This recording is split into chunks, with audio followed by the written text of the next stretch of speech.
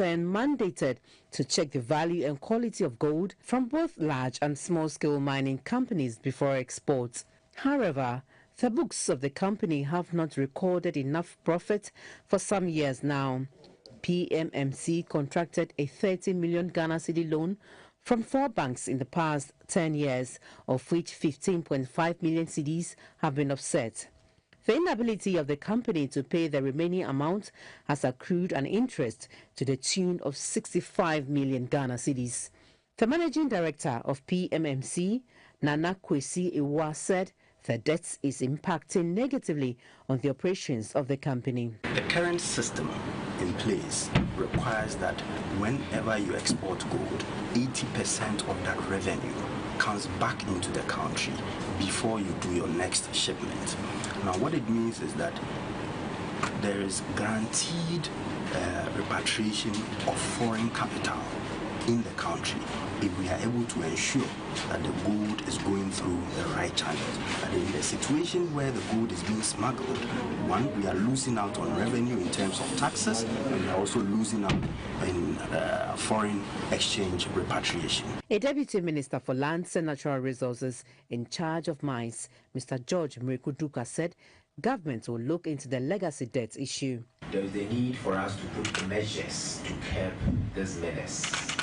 Obviously, we are a leading gold producer in Africa. If care is not taken, we may lose that position due to smuggling of our gold.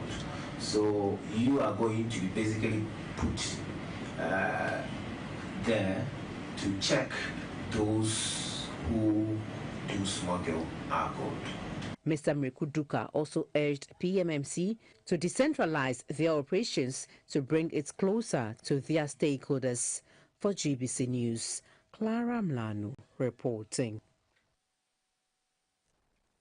In a bid to achieve a robust local government system delivery that delivers the desired needs of the citizenry, the Local Government Service and the Institute of Government Studies have launched the Enhanced Scheme of Service Training Program for staff within the Local Government Service.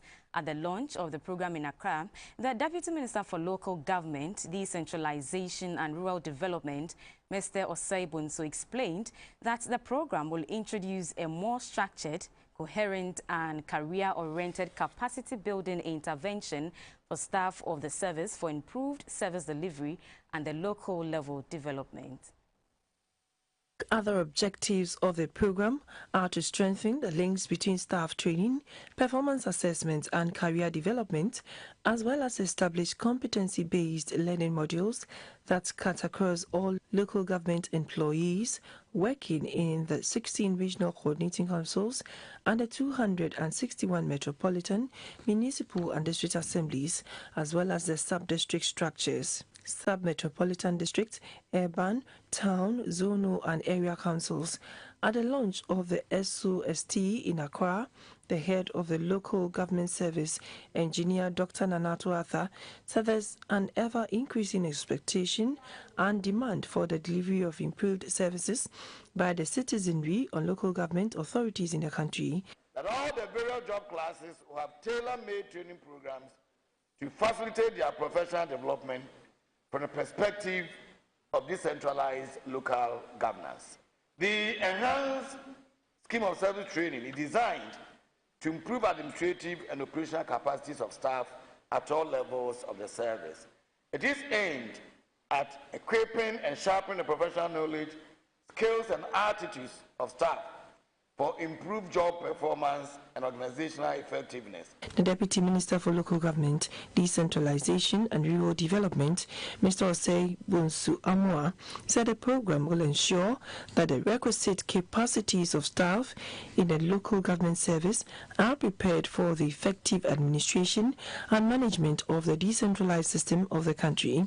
He pledged government's commitment to ensuring the success of the program. The Scheme of Service program will prepare you to meet those demands and give you the knowledge, skills and competencies to reach new career heights.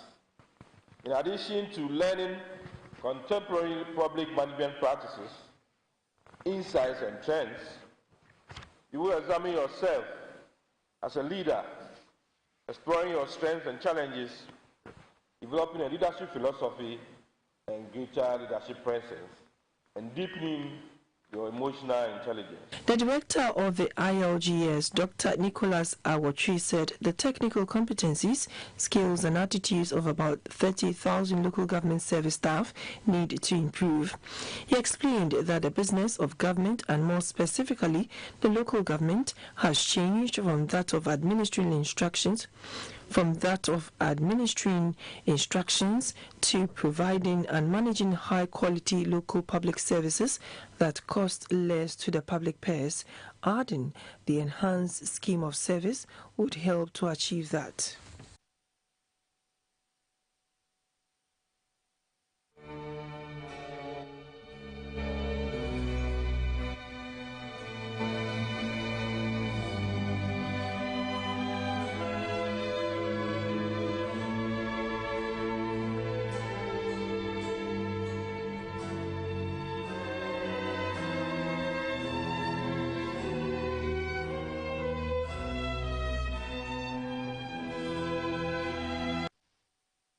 You're still watching News Hour live on GBC News and on GTV. Take a quick break.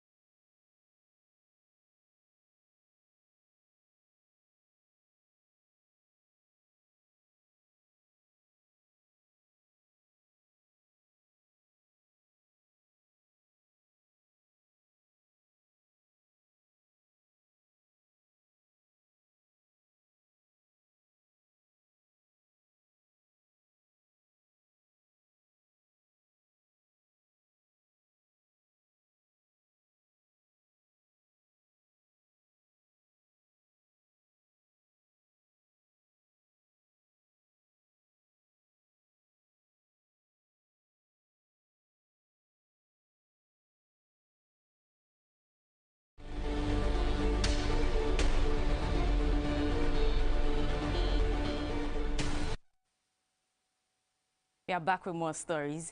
Now, cargo traffic at the Tema port is beginning to go up again as COVID-19 restrictions ease across the world. At the peak of the pandemic in 2020, the port only recorded 17.1 tons of cargo from January to November, but in 2021, 20.8 tons of cargo were recorded within the same period.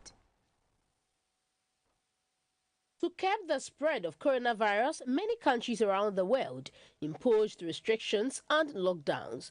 With over 80% of global trade by volume and up to 70% carried on board ships and handled through seaports worldwide, the restrictions resulted in a drop in maritime mobility across all categories of commercial shipping. With few exceptions, a generally reduced activity was observed from March to June 2020 when strict restrictions were imposed.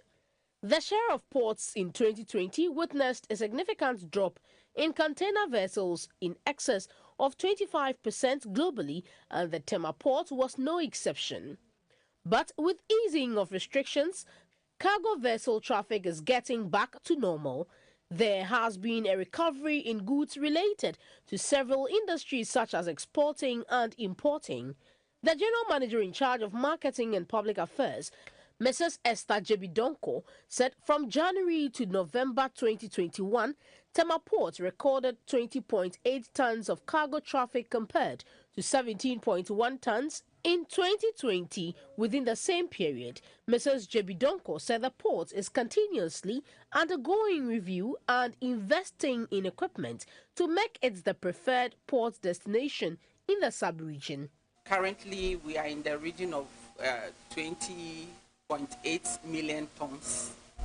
And then in 2020, January to November, we did around 17.1 million tons. So obviously, we've done better than we did in 2020. The GPHA says it is working to address issues of safety and security as well as protecting the port environment from emissions at the port. COVID-19 pandemic has led to the turnaround time of shipping vessels increasing from one destination to another. Speaking on GBC News program Market Avenue, Mr. Felix Lai, the chief executive of Felix Waters, said currently a container freight from Europe to West Africa takes over a month, unlike its previous traveling time of 2 weeks. The COVID that has just hit the whole world, that could have brought a setback in terms of shipment, and that has brought also some kind of challenges in the system, so that now the shipping lines mostly find it difficult to travel without loading containers. And what they do is, without having a full load of vessels, they find it difficult to travel. So sometimes they have to, it's just like having a distractor going from one station to the other. And that could be one of the reasons. Okay. And also some reasons I know could be climatic conditions that could also affect them. So it's a huge issue that is facing the industry now. And concerning in terms of Asia, for instance, it takes about 3 months for cargo to travel all the way from Asia to West Africa. And what normally happens is that when they don't have any transit point to go to, it takes mostly about 1 month. If cargoes are to be dropped in some their main transshipment points. The transshipment point is where they leave their containers.